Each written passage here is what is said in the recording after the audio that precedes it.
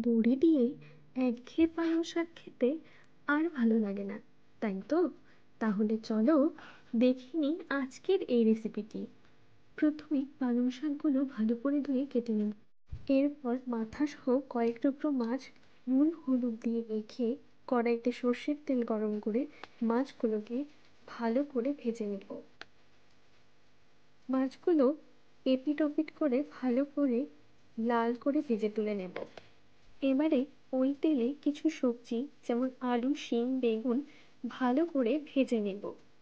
সবজিগুলো ভালোভাবে ভাজা হয়ে গেলে তুলে নেব।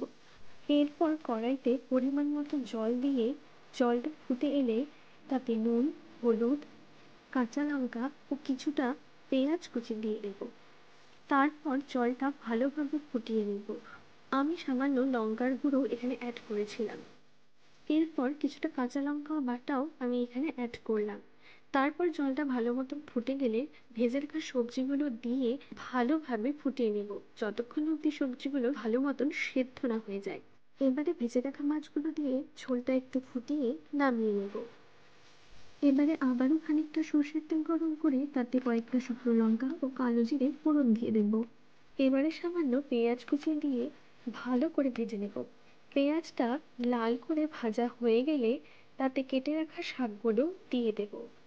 আমি কিন্তু এখানে শাকে কোনো নুন দেব না। তারপর শাকটাকে ভালো করে ভেজে নেব।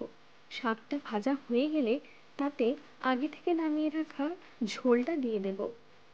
ব্যাস, তৈরি হয়ে গেল পালং শাকের এই অসাধারণ রেসিপিটি।